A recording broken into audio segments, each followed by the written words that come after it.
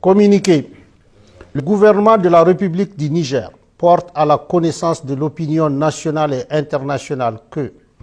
les 12, 13 et 14 mars 2024, ses représentants, sous l'autorité de son Excellence M. Ali Mohamed Lamine Zen, Premier ministre, ont eu une série de rencontres de travail avec une délégation américaine composée de la sous-secrétaire d'État adjointe aux affaires africaines, chef de mission, Madame Molifi, du Dr Céleste Wallander, sous-secrétaire à la défense pour les affaires de sécurité internationale, du général Michael Langley, commandant en chef de l'Africom, et de Madame Kathleen Fisborn, ambassadeur des États-Unis d'Amérique au Niger. Sous la forme, l'arrivée de la délégation américaine n'a pas respecté les usages diplomatiques.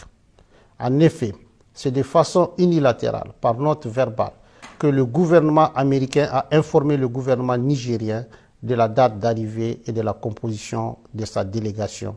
ainsi que les autorités nigériennes à rencontrer, sans précision aucune quant à l'objet de sa visite. C'est donc par courtoisie et suivant nos traditions millénaires d'accueil et d'hospitalité que le gouvernement a reçu la délégation américaine.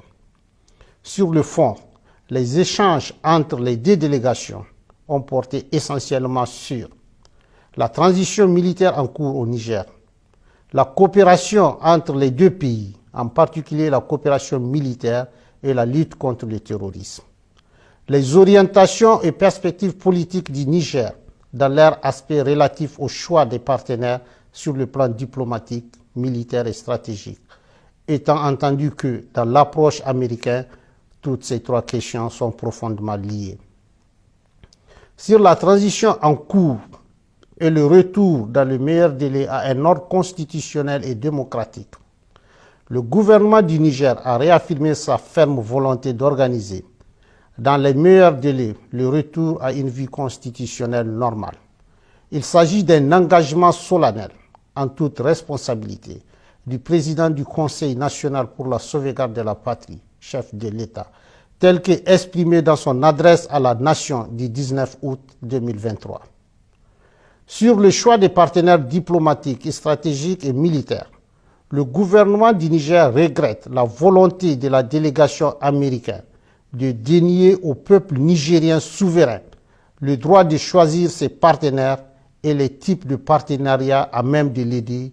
à lutter véritablement contre le terrorisme, alors même que les États-Unis d'Amérique ont décidé unilatéralement de suspendre toute coopération entre nos deux pays. Aussi, le gouvernement du Niger dénonce-t-il avec force l'attitude condescendante assortie de la menace de représailles de la part de la chef de la délégation américaine vis-à-vis du gouvernement et du peuple nigérien. Cette attitude est de nature à saper la qualité de nos relations séculaires et miner la confiance entre nos deux gouvernements déjà entamés par les événements du 19 octobre 2023. S'agissant des cas précis de la Fédération de Russie et de la République islamique de l'Iran, deux pays avec lesquels le Niger entretient des relations diplomatiques depuis plusieurs décennies et qui focalisent particulièrement l'intérêt des États-Unis d'Amérique. Le gouvernement tient à porter à la connaissance du peuple nigérien et de tous les peuples de la communauté internationale qu'il n'a jamais signé d'accord secret avec ses pays partenaires. Tous les accords signés par le Niger depuis l'avènement du Conseil national pour la sauvegarde de la patrie respectent le droit international et les règles de transparence. C'est pourquoi le gouvernement du Niger rejette les allégations mensongères de la chef de la délégation américaine consistant à soutenir qu'il aurait signé un accord secret sur l'uranium avec la République islamique d'Iran. Cette approche cynique, habituellement utilisée pour discréditer, diaboliser et justifier leurs menaces contre les États, ne pas sans rappeler l'exemple de la Seconde Guerre d'Irak. En effet, les Nigériens et l'ensemble de la communauté internationale se souviennent encore des fausses preuves brandies par le secrétaire d'État américain devant le Conseil de sécurité pour justifier l'agression américaine contre l'Irak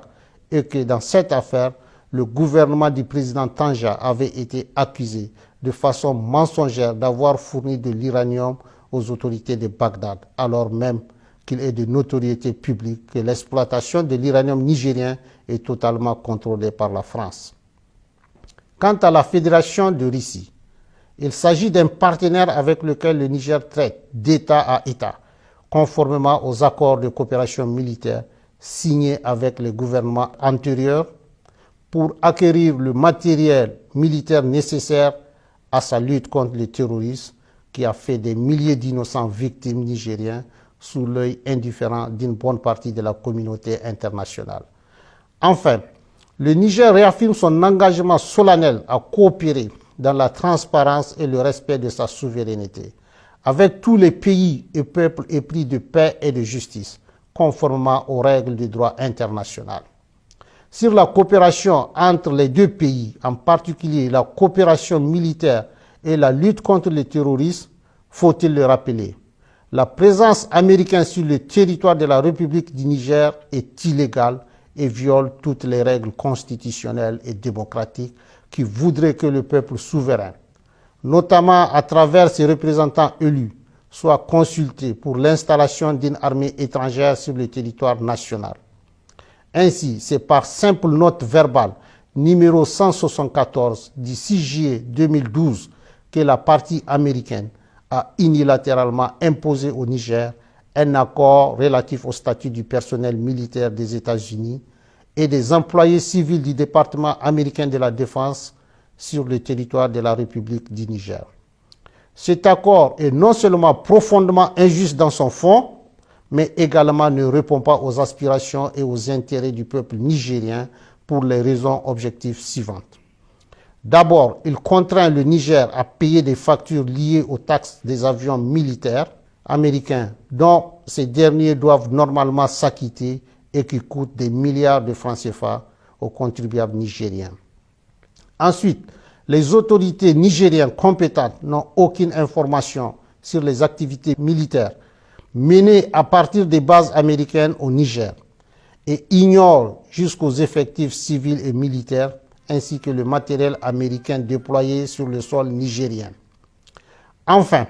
l'armée américaine n'a aucune obligation, selon l'accord, d'accéder aux demandes nigériennes d'appui contre les groupes terroristes qui assassinent nos vaillantes forces de défense et de sécurité et massacrent nos laborieuses populations. Aussi, depuis le 26 juillet 2023 et l'avènement du Conseil national pour la sauvegarde de la patrie, le gouvernement américain a décidé unilatéralement et brusquement de suspendre sa coopération militaire en violation de l'accord imposé au peuple nigérien en invoquant l'article 7008 du Consolidated Appropriation Act,